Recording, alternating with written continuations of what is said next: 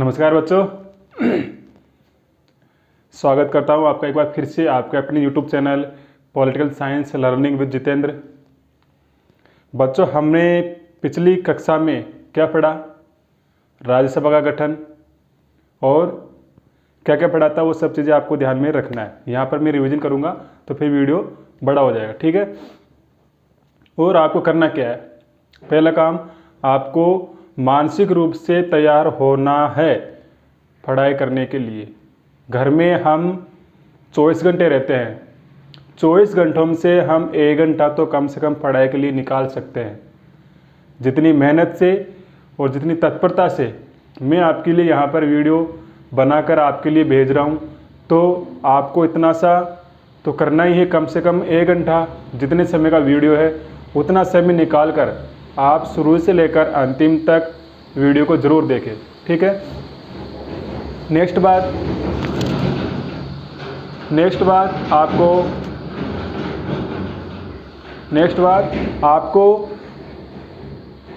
जो समझ में आ रहा है क्लास में, जो समझ में आ रहा है उसके लिए भी आपको कमेंट्स करना है। जो समझ में नहीं आ रहा है उसके लिए 100% करना है। जो समझ में आ रहा है उसके लिए कमेंट्स करना है, ताकि मेरे को ये महसूस हो सके, ये पता लग सके कि बच्चे वास्तव में पढ़ाई कर रहे हैं और समझ रहे हैं, ठीक है। और समझ में नहीं आ रहा है तो उसके लिए तो आपको कमेंट्स करना ही करना है, ठीक है। और आगे नेक्स्ट क्या करना है? यदि आपने चैनल को सब्सक्राइब नहीं किया है तो सब्सक्राइब कर लेना। सब्सक्राइब करने से आपको नोटिफिकेशन तुरंत मिल जाएगा वीडियो अपलोड होते ही, इसलिए आपसे कोई क्लास स्किप नहीं हो पाएगी, कोई क्लास छूट नहीं पाएगी, ठीक है। और लाइक ज़रूर करना है। लाइक करने से क्या होगा, ये वीडियो अपने जो मित्र और भी पढ़ाई कर रहे हैं उनके पास भी ये पहुंचने का इसको तत्परता मिलेगी। वीडियो तुरंत और बच्चों के पास ही पहुंच सकेगा, इसलिए आपको लाइक करना है, कमेंट्स करना है, ठीक है। आज की क्लास हम शुरू करते हैं। आज की क्लास में क्या है, हम पढ़ेंगे पहला चैप्टर क्या है आज की क्लास का, लोकसभा का गठन। किताब आपको साथ में रखना ही है, पढ़ते समय किताब आपको साथ में रखना है, क्योंकि जो किताब में लिखा हुआ है हम उसको भी रिवीजन करेंगे, उसको भी पढ़ेंगे किताब में वास्तव में क्या लिखा हुआ है। यहाँ पर मैं मुख्य रूप से आपको मुख्य बातें समझाने का प्रयास कर रहा हूँ, ठीक है। तो लोकसभा का गठन, लोकसभा का गठन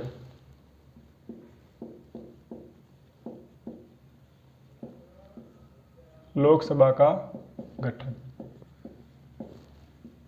अनुच्छेद 81 में लोकसभा की संरचना के बारे में बताया गया है, ठीक है। लोकसभा को हम क्या कहते हैं? लोकसभा को हम यहाँ लिख देता हूँ।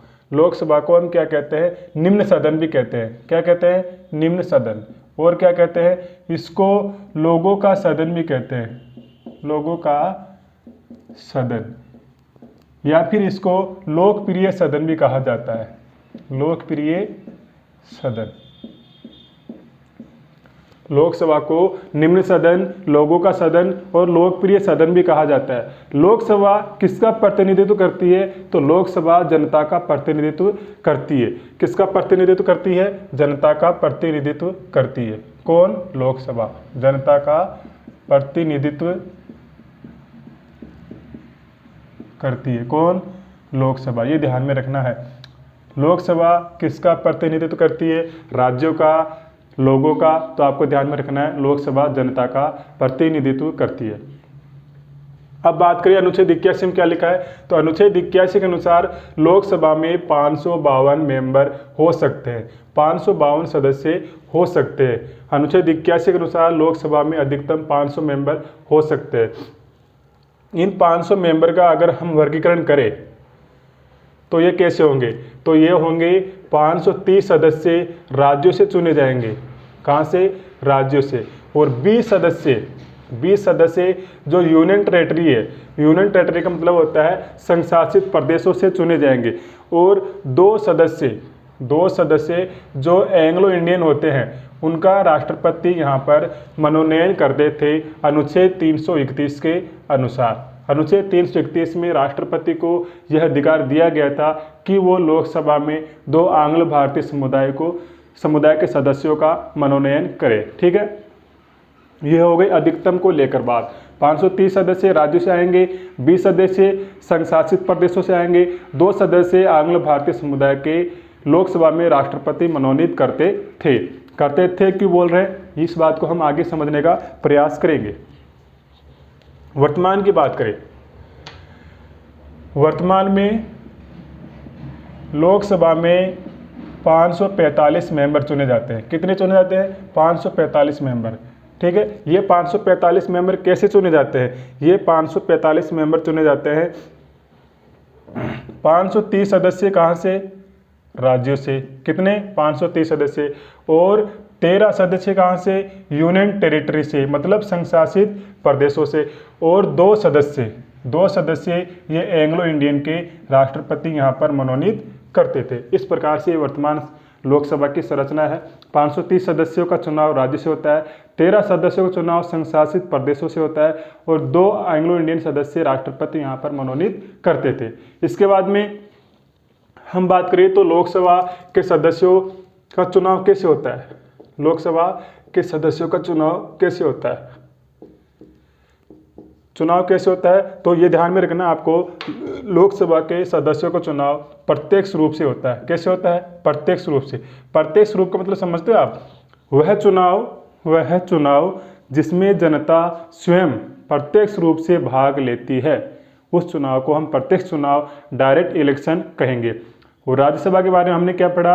राज्यसभा के चुनाव अप्रत्यक्ष रूप से होते हैं। क्यों होते हैं? क्योंकि राज्यसभा के चुनाव में जनता प्रत्यक्ष रूप से भाग नहीं लेती है। तो कौन लेता है?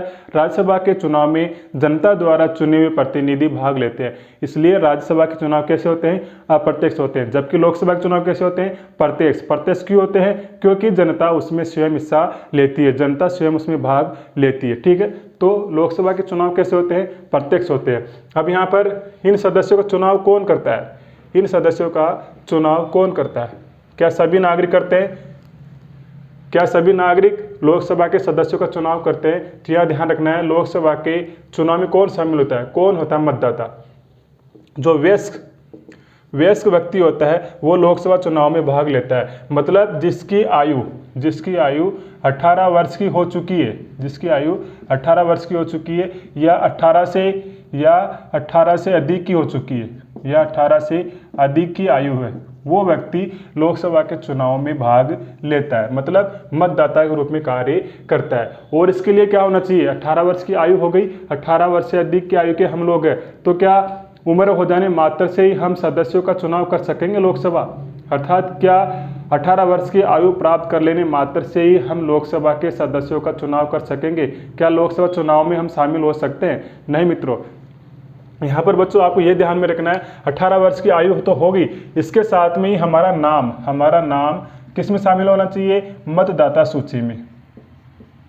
मतदाता सूची में हमारा नाम शामिल होना चाहिए, तभी हम लोकसभा चुनाव में भाग ले सकेंगे। ठीक है, अब बात करते हैं हम लोकसभा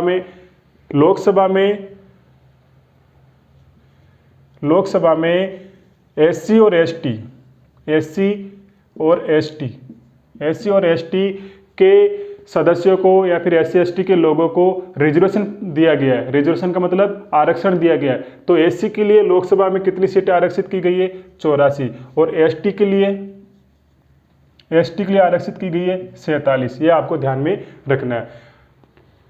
आरक्षण इनको लोकसभा में एससी एसटी को कौन से अनुच्छेद में दिया गया है? तो अनुच्छेद की बात करें हम तो आर्टिकल 334। अनुच्छेद 334 के तहत एससी के सदस्यों को, एसटी के सदस्यों को लोकसभा में सीटों का आरक्षण दिया गया है। इनके लिए सीटें रिजर्व की गई है।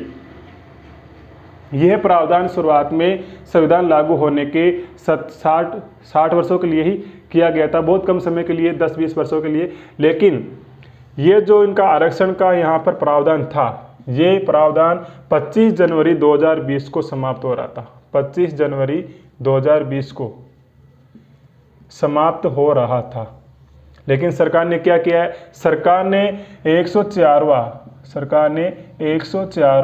संविधान संशोधन करके 104वां संविधान संशोधन 2019 करके ये जो इनका कार्यकाल था, इस कार्यकाल को बढ़ाकर अब कितना कर दिया है? 25 जनवरी 2030 तक के लिए कर दिया है। लोकसभा में एससी के लोगों को और एसटी के लोगों को जो सीटें आरक्षित की गई थी उनका कार्यकाल, उनका प्रावधान 25 जनवरी 2020 तक के लिए था।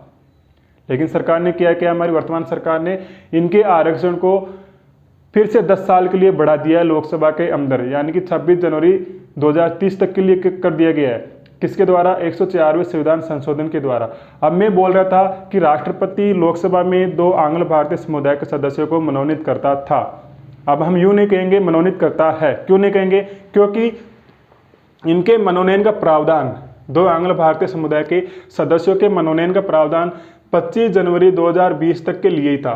25 जनवरी 2020 तक के लिए ही था। इनके मनोनयन का प्रावधान 25 जनवरी 2020 तक के लिए ही था। सरकार को अगर इनका मनोनयन का प्रावधान बढ़ाना था तो इस 104वें संविधान संशोधन में इनके लिए भी कुछ ना कुछ प्रावधान करना चाहिए था। लेकिन सरकार ने इनके संबंध में इस संविधान संशोधन में कोई प्रावधान नहीं किया। तो सीधी सी बात है, इनका जो मनोनयन का प्रावधान था वो 25 जनवरी 2020 को समाप्त हो गया। तो वर्तमान में लोकसभा में आंग्ल भारतीय समुदाय का एक भी सदस्य मनोनीत नहीं किया गया है और भविष्य में भी आंग्ल भारतीय समुदाय का कोई सदस्य लोकसभा में मनोनीत नहीं किया जाएगा। इसको आपको ध्यान में रखना है, ठीक है। तो ये हो गया लोकसभा का स्ट्रक्चर, लोकसभा का गठन किस प्रकार से होता है, आपको ध्यान में रखना है। यहाँ पर आपको रटना कुछ भी नहीं है, इसी प्रकार से आपको समझना है और इसी प्रकार से एग्जाम में लिखना है। लोकसभा का गठन अनुच्छेद 81 में किया गया है। लोकसभा को निम्न सदन, लोगों का सदन, लोकप्रिय सदन भी कहा जाता है। लोकसभा जनता का प्रतिनिधित्व करती है। इसके साथ ही आपको आगे क्या लिखना है, लोकसभा में अधिकतम 552 सदस्य हो सकते हैं, जिनमें से 530 सदस्य राज्य से होंगे, 20 सदस्य संघ शासित प्रदेशों से होंगे और 2 आंग्ल भारतीय समुदाय के सदस्य राष्ट्रपति मनोनीत करता था। फिर नीचे नोट लगाकर आपको लिख देना है 104वें संविधान संशोधन 2019 के द्वारा इनके मनोनयन का प्रावधान अब समाप्त हो गया है। इसके बाद में वर्तमान में लोकसभा में 545 मेंबर चुने जाते हैं। 530 सदस्य राज्यों से, 13 सदस्य संघ शासित प्रदेशों से, 2 आंग्ल भारतीय समुदाय के सदस्य जो थे उनका मनोनयन अब नहीं होता है। तो यहाँ पर आप 543 भी रख सकते हो, यहाँ पर आप 543 भी रख सकते हो, कोई दिक्कत नहीं आएगी आप कहीं पर भी एग्जाम में। यहाँ पर आप 543 भी रख सकते हो। उसके बाद में लोकसभा के सदस्यों का चुनाव कैसे होता है, प्रत्यक्ष रूप से होता है। चुनाव कौन करता है, वयस्क व्यक्ति कौन, जिसकी आयु 18 वर्ष या 18 वर्ष से अधिक की है और जिसका नाम मतदाता में शामिल है। इसके अतिरिक्त लोकसभा में एससी और एसटी अर्थात अनुसूचित जाति, अनुसूचित जनजाति को रिजर्वेशन दिया गया, आरक्षण दिया गया अनुच्छेद 334 के तहत। एससी की सीटें 84 है और एसटी की सीटें 47 है। यहाँ तक आपको ये स्ट्रक्चर इस प्रकार से याद में रखना है, ठीक है।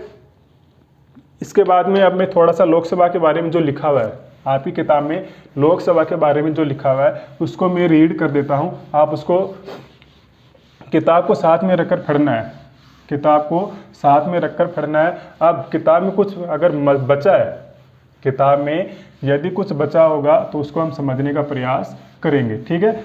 आप किताब साथ में रखें पढ़ते समय और पूरा ध्यान अब किताब में होना चाहिए जब तक मैं किताब को पढ़ रहा हूँ, ठीक है। लोकसभा का गठन। लोकसभा भारतीय संसद का निम्न सदन अथवा लोकप्रिय सदन कहलाता है, जिसका गठन संविधान के अनुच्छेद 81 के अनुसार होता है। प्रारंभ में लोकसभा की सदस्य संख्या 500 निर्धारित की गई थी। 1956 में राज्यों के पुनर्गठन के पश्चात इसके सदस्यों की संख्या 520, बाद में 525 और फिर 31वें संविधान संशोधन 1934 के द्वारा लोकसभा की अधिकतम सदस्य संख्या 552 हो सकती है।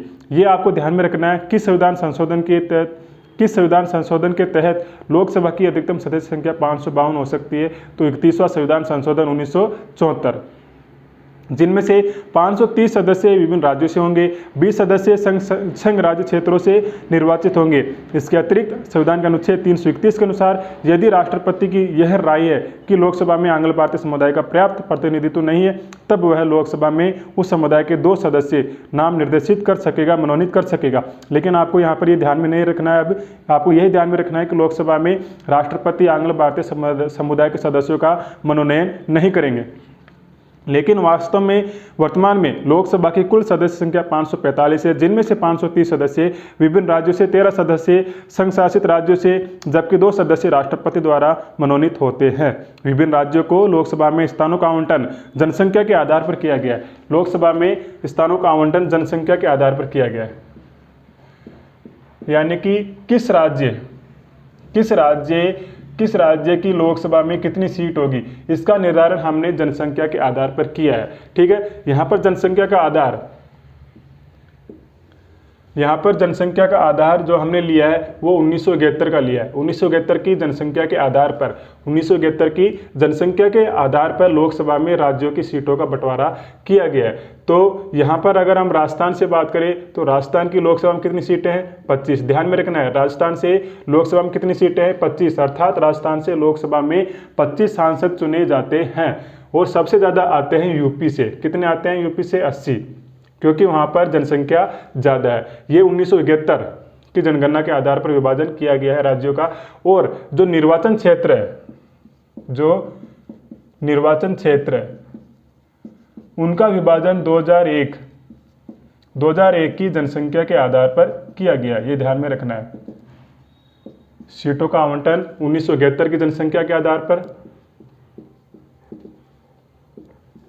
और निर्वाचन क्षेत्र का आवंटन 2001 की जनसंख्या के आधार पर। निर्वाचन क्षेत्र किस कहेंगे, जैसे मान लो हम कहीं किसी भी जगह के रहने वाले हैं, किसी भी जगह के रहने वाले हैं, जहाँ पर हम रहते हैं वो जिस क्षेत्र में हम वोट करते हैं, ए नाम का व्यक्ति एक सेक्टर में रहता है, ए क्षेत्र में रहता है, उसको अगर बी सेक्टर में निर्वाचन करने का अधिकार दिया गया है तो बी सेक्टर में जाकर निर्वाचन करेगा, अपना वोट डालेगा, मतलब उसका संसदीय क्षेत्र बी नाम का क्षेत्र होगा। यह आपको ध्यान में रखना है। यहाँ पर हम पर्सनल नाम यूज नहीं करेंगे अपनी जगह का। ठीक है, 2001 की जनसंख्या के आधार पर निर्वाचन क्षेत्रों का बंटवारा किया गया है और सीटों का आवंटन जो किया गया वो 1971 की जनसंख्या के आधार पर किया गया है। इन सबको, ये जो व्यवस्था है 1971 वाली और 2001 वाली, ये व्यवस्था 2026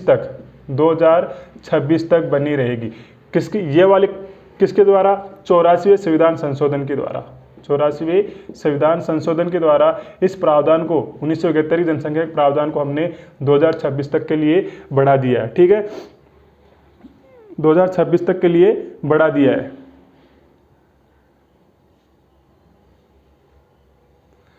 और इनका मुझे याद नहीं आ रहा है ये किस संविधान संशोधन के द्वारा इनकी जो आधार है 2026 तक के लिए बढ़ाया गया है, लेकिन ये जो आधार है जनसंख्या का ये 2026 तक रहेगा, ये आपको ध्यान में रखना है। आगे क्या लिखा है देखते हैं। विभिन्न राज्यों को लोकसभा में स्थानों का आवंटन जनसंख्या के आधार पर होता है। यही कारण है कि अकेले उत्तर प्रदेश से 80 सदस्य, महाराष्ट्र से 48 सदस्य निर्वाचित होते हैं, जबकि राजस्थान से लोकसभा के 25 सदस्य चुने जाते हैं। संविधान के अनुच्छेद 82 में परिसीमन आयोग का गठन का प्रावधान किया गया, जिसके अनुसार प्रत्येक जनगणना की समाप्ति पर राज्यों को लोकसभा में स्थानों के आवंटन एवं प्रत्येक राज्य के प्रादेशिक निर्वाचन क्षेत्रों का पुनः निर्धारण किया जाएगा। प्रादेशिक निर्वाचन क्षेत्रों का मतलब ये वाला निर्वाचन क्षेत्र बांट देते हैं कि राजस्थान में 25 निर्वाचन क्षेत्र है। अगर आगे जाकर 2026 के बाद में राजस्थान में 30 भी हो सकते हैं, 35 भी हो सकते हैं, कितने भी हो सकते हैं, जनसंख्या के आधार पर यह तय किया जाएगा उस समय पर। ठीक है, अतः स्वतंत्र भारत में जिसके अनुसार प्रत्येक जनगणना की समाप्ति पर राज्यों को लोकसभा में स्थानों के आवंटन एवं प्रत्येक राज्य के प्रादेशिक निर्वाचन क्षेत्रों का पुनः निर्धारण किया जाएगा। जनसंख्या नियंत्रण के उद्देश्य को पूरा करने के लिए 84वें संविधान संशोधन अधिनियम 2001 द्वारा यह प्रावधान किया गया है कि लोकसभा की कुल सदस्य संख्या 2026 तक यथावत बनी रहेगी। 2026 तक लोकसभा की जो सदस्य संख्या है वो 552 बनी रहेगी। ये लाइन यहाँ पर कहना चाह रही है। अब लोकसभा का गठन हो गया, लोकसभा के सदस्यों का निर्वाचन। लोकसभा के सदस्यों का निर्वाचन किस प्रकार से होता है ये हमने जान लिया वैसे, लेकिन मैं किताब को आपके सामने पढ़कर आपको सुना देता हूँ ताकि किताब का कुछ मैटर होगा वो हम समझ सके। ठीक है, लोकसभा के सदस्यों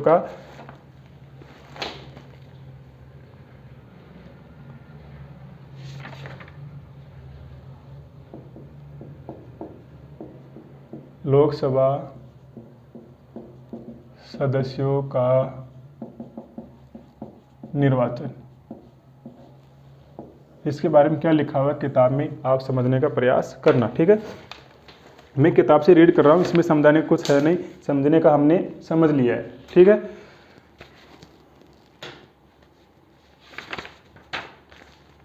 औपनिवेशिक शासन के दौरान व्यवस्थापिका के गठन में अनेक दोष विद्यमान थे। उन्होंने भारतीय शासन प्रणाली में अल्पसंख्यकों की सुरक्षा के नाम पर प्रत्यक्ष सांप्रदायिक निर्वाचन प्रणाली आदि के ऐसे तत्व शामिल कर दिए जिन्होंने हमारी राजनीतिक व्यवस्था को छिन्न भिन्न कर दिया, नष्ट कर दिया। औपनिवेशिक शासन काल के दौरान मतलब जिस समय भारत अंग्रेजों का उपनिवेश था, जिस समय भारत अंग्रेजों का उपनिवेश था, उस समय पर अंग्रेजों ने हमारे यहाँ पर जो निर्वाचन था उसको सांप्रदायिकता के आधार पर बांट दिया, जिसके कारण हमारी राजनीतिक व्यवस्था क्या हो गई, छिन्न भिन्न हो गई। छिन्न भिन्न हो गई मतलब नष्ट हो गई या फिर उसको नुकसान पहुंचा। ठीक है, तो सांप्रदायिकता का मतलब क्या होगा, धर्म के आधार पर निर्वाचन क्षेत्रों का बंटवारा कर दिया था अंग्रेजों ने उस समय पर, जिस समय भारत अंग्रेजों का गुलाम था। संविधान सभा को इन समस्याओं के अंत के लिए काफ़ी जूझना पड़ा। जो समस्याएं अंग्रेजों ने सांप्रदायिक चुनाव के आधार पर भारत में पैदा कर दी थी, उन समस्याओं को समाप्त करने के लिए हमारी संविधान सभा को काफ़ी जूझना पड़ा, काफ़ी मेहनत करनी पड़ी कि जो ये समस्या अंग्रेजों ने हमारे यहाँ पर पैदा की है उसको किस प्रकार से समाप्त किया जाए, उसका किस प्रकार से प्रावधान किया जाए संविधान के अंदर, ताकि ये समस्याएं समाप्त हो सके। संविधान अधिकांश अल्पसंख्यक नेता अपने समुदाय के लिए स्वतंत्र भारत में भी पृथक निर्वाचन प्रणाली को बनाए रखना चाहते थे।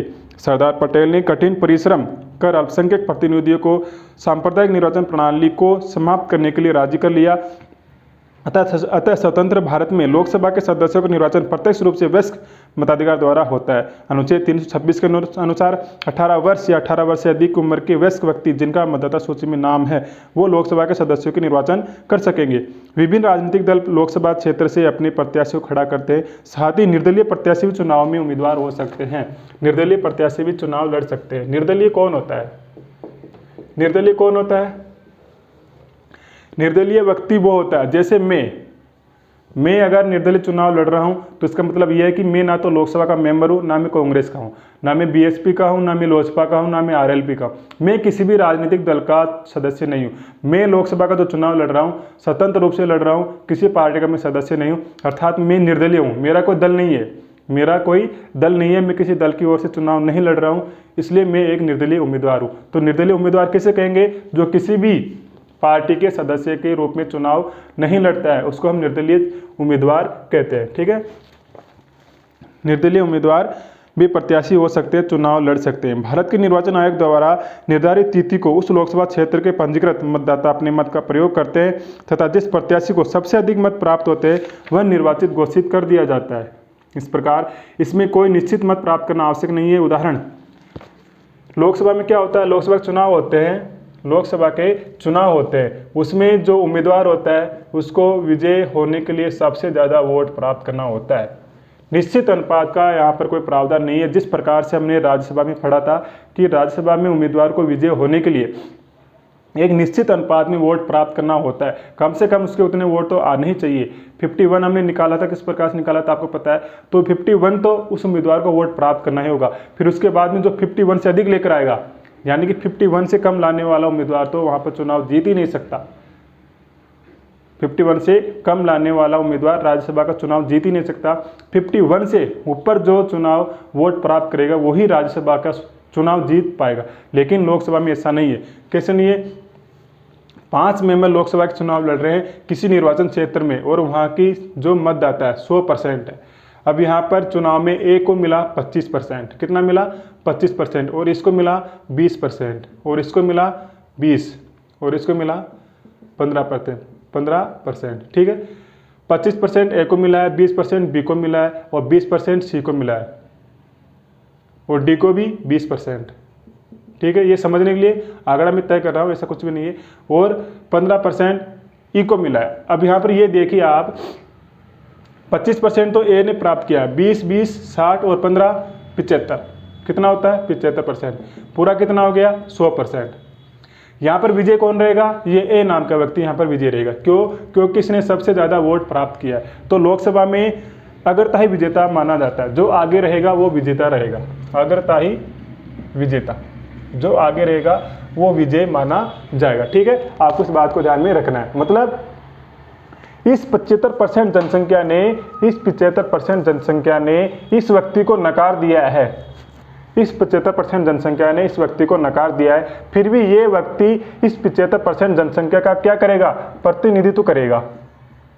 भाई उस निर्वाचन क्षेत्र से यदि चुना गया है तो अब तो ये सभी का सांसद हो गया, तो जिसने नकार दिया उसका भी ये प्रतिनिधित्व करेगा। और नकारा भी 75% जनसंख्या ने है, इनकार भी 75% जनसंख्या ने किया इसके लिए कि हमारा सांसद ये नहीं होगा, फिर भी ये उनका प्रतिनिधित्व करेगा। तो ये लोकसभा चुनाव का एक थोड़ा सा हम दोष मान सकते हैं कि यहाँ पर जिसको 25% वोट मिले हैं वो 75% जनसंख्या का प्रतिनिधित्व करेगा। ठीक है, ये बात आपको ध्यान में रखना है। उदाहरण, यदि किसी चुनाव क्षेत्र में 5 या अधिक प्रत्याशी है एवं सर्वाधिक मत प्राप्त करने वालों को 25% मत प्राप्त हुए तब भी विजय घोषित किया जाएगा, भले ही उसके विरोध में कुल 75% मत डाले गए हो। यही कारण है कि विभिन्न राजनीतिक दलों को प्राप्त मत एवं स्थानों में कोई संगति नहीं होती है। 1984 में 533 स्थानों पर हुए लोकसभा चुनाव में कांग्रेस का 400 से अधिक स्थान अर्थात 75% से अधिक स्थान प्राप्त हुए, जबकि उसे कुल मत 50% ही प्राप्त हुए थे। यानी कि 533 में से 400 सीटें यहाँ पर उसको कांग्रेस को मिली थी और कुल वोट कितनी मिली, 50%। तो देखो इसमें कितना अंतर आ रहा है। ठीक है, लोकसभा में अनुसूचित जाति अनुसूचित जनजाति के लिए स्थानों के आरक्षण का प्रावधान किया गया है। वर्तमान में अनुसूचित जाति के लिए कुल 84 एवं अनुसूचित जनजाति के लिए 47 सीटें आरक्षित है। ठीक है, ये पैराग्राफ आपका पूरा हो गया है। किताब आपको सामने रखकर ही इसको पढ़ना है। समझ में नहीं आया तो दोबारा से वीडियो को सुन लेना, समझ में आ जाएगा। ठीक है, वैसे हर शब्द में यहाँ पर समझाने का प्रयास कर रहा हूँ, फिर भी यदि आपको समझ में नहीं आता है तो आप कमेंट्स कर लेना। अब यहाँ पर हम बात करते हैं, अगला पॉइंट हमारा लोकसभा के कार्यकाल की। लोकसभा के कार्यकाल कितना होता है? कार्यकाल वैसे 5 वर्ष होता है। कितना होता है? 5 वर्ष। अनुच्छेद 85 के अनुसार राष्ट्रपति लोकसभा को इससे पहले भी क्या कर सकता है? भंग कर सकता है। किसके कहने पर? प्रधानमंत्री के कहने पर। प्रधानमंत्री की सिफारिश पर लोकसभा को राष्ट्रपति 5 वर्ष से पूर्व भी समाप्त कर सकता है। या फिर आपातकाल के समय अर्थात जब देश में राष्ट्रीय आपातकाल लगा हुआ हो, उस समय लोकसभा का कार्यकाल एक बार में 1 वर्ष के लिए बढ़ाया जा सकता है। 1 वर्ष के लिए बढ़ाया जा सकता है, ये ध्यान में रखना आपको। ठीक है, ये ध्यान में रखना है। लोकसभा कार्यकाल कितना होता है? 5 वर्ष का होता है। अनुच्छेद 85 के अनुसार राष्ट्रपति से 5 वर्ष से पूर्व भंग कर सकता है। आपातकाल के समय लोकसभा कार्यकाल एक बार में 1 वर्ष के लिए बढ़ाया जा सकता है। लोकसभा कार्यकाल को लेकर आपको ये ध्यान में रखना है। क्या लिखा, आगे पढ़ते हैं। संविधान के अनुच्छेद 83 के अनुसार लोकसभा कार्यकाल अपनी प्रथम बैठक से 5 वर्ष का होगा। जिस दिन लोकसभा का चुनाव हुआ है उसकी बैठक हुई है, प्रथम बैठक हुई है, तब से लेकर अगले 5 वर्ष तक लोकसभा का 5 वर्ष का कार्यकाल होता है। 5 वर्ष की समाप्ति पर लोकसभा स्वतः भंग हो जाती है। लेकिन अनुच्छेद 85 के अनुसार राष्ट्रपति कभी भी लोकसभा को भंग कर सकता है। राष्ट्रपति प्रधानमंत्री सलाह पर ही लोकसभा को भंग करता है। राष्ट्रीय आपातकाल की स्थिति में लोकसभा की अवधि को एक बार में 1 वर्ष के लिए बढ़ाया जा सकता है। 1976-77 में लोकसभा कार्यकाल बढ़ाया गया था। भारत में पहली बार लोकसभा गठन 1952 में हुआ, जबकि वर्तमान में कौन सी लोकसभा है? वर्तमान में 17वीं लोकसभा चल रही है। ठीक है, वर्तमान में 17वीं लोकसभा चल रही है। किताब में 16 लिखा हुआ है, उसको आप करेक्शन कर लेना जिसके पास में पुरानी किताब हो। तो ये हो गया लोकसभा कार्यकाल के बाद। इसके बाद में क्या होगा? इसके बाद में हम बात करते हैं लोकसभा के अध्यक्ष की। लोकसभा अध्यक्ष और उपाध्यक्ष। तो लोकसभा के अध्यक्ष और उपाध्यक्ष को चुनता कौन है? कौन होते हैं? लोकसभा के अध्यक्ष और उपाध्यक्ष लोकसभा के सदस्यों द्वारा अपनों में से ही क्या करे जाते हैं? चुने जाते हैं। यानी कि लोकसभा के सदस्य द्वारा अपनों में से ही एक लोकसभा अध्यक्ष को चुनते हैं, एक उपाध्यक्ष को चुनते हैं। ठीक है, और इनका कार्यकाल कितना होता है? जब तक लोकसभा में ये सदस्य हैं तब तक इनका कार्यकाल होता है। ठीक है, अगर लोकसभा अध्यक्ष अपना पद छोड़ना चाहता है बीच में, तो लोकसभा अध्यक्ष अपना इस्तीफा किसे देगा? उपाध्यक्ष को। यहाँ लिख देता हूँ, लोकसभा किसको देगा? अध्यक्ष किसको देगा? उपाध्यक्ष को। और उपाध्यक्ष अपना इस्तीफा किसे देगा? अध्यक्ष को। ये ध्यान में रखना है, दोनों एक दूसरे को अपना इस्तीफा देकर अपना पद छोड़ सकते हैं। ठीक है, और इनके कार्य की बात करें तो कार्य क्या होता है? करते क्या ये लोकसभा के अध्यक्ष और उपाध्यक्ष? तो लोकसभा के अध्यक्ष उपाध्यक्ष लोकसभा की कार्यवाहियों का क्या करते हैं? संचालन करते हैं। क्या करते हैं? कार्यवाहियों का संचालन करते हैं। और लोकसभा को बीच में स्थगित भी कर सकते हैं। स्थगित कर सकते हैं। स्थगित कब कर सकते हैं? जब लोकसभा की कार्यवाही चल रही है और लोकसभा की कार्यवाही में जो विपक्ष के लोग हंगामा कर रहे हैं, सदन की कार्यवाही नहीं चालू रखने दे रहे, उस कंडीशन में लोकसभा अध्यक्ष को ये अधिकार होता है कि वो लोकसभा की कार्यवाही को कुछ समय के लिए स्थगित कर सके। 1 घंटे के लिए, 2 घंटे के लिए, 1 महीना, 10 दिन, कितना भी, जितना लोकसभा अध्यक्ष को समय उचित लगे उतने समय के लिए लोकसभा अध्यक्ष सदन की कार्यवाही को स्थगित कर सकता है। ठीक है। और सदन के सत्रों को बुलाता कौन है? तो राष्ट्रपति बुलाता है। ये हमने आर्टिकल 85 में पढ़ लिया था। ठीक है। यहाँ हम बात करते हैं लोकसभा अध्यक्ष और उपाध्यक्ष। संविधान के अनुच्छेद 93 के अनुसार लोकसभा यथाशीघ्र अपने 2 सदस्यों को अध्यक्ष उपाध्यक्ष के रूप में चुनेगी। राजनीतिक रूप से निश्चित है कि अध्यक्ष उसी दल का को सदस्य निर्वाचित होता है जिस दल को लोकसभा में बहुमत प्राप्त होता है। उपाध्यक्ष के रूप में यह परंपरा स्थापित हुई है कि यह वह विपक्षी पार्टी का होगा, यद्यपि ऐसा कोई संवैधानिक अथवा राजनीतिक बाध्यता नहीं है।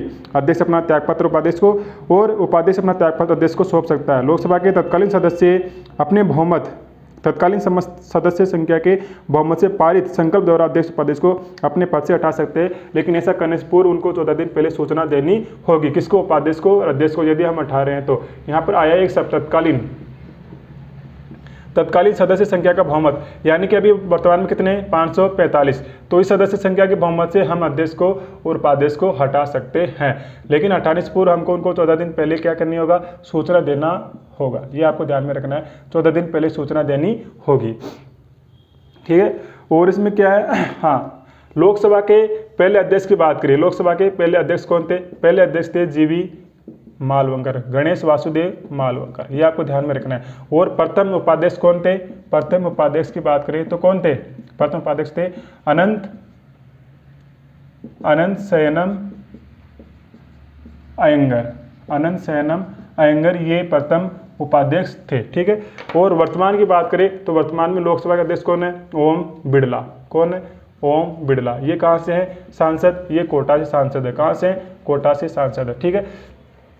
और उपाध्यक्ष कौन है अभी लोकसभा में? तो उपाध्यक्ष का पद वर्तमान लोकसभा में क्या है? खाली है, यानी कि वर्तमान में लोकसभा में उपाध्यक्ष के पद पर कोई भी नहीं है।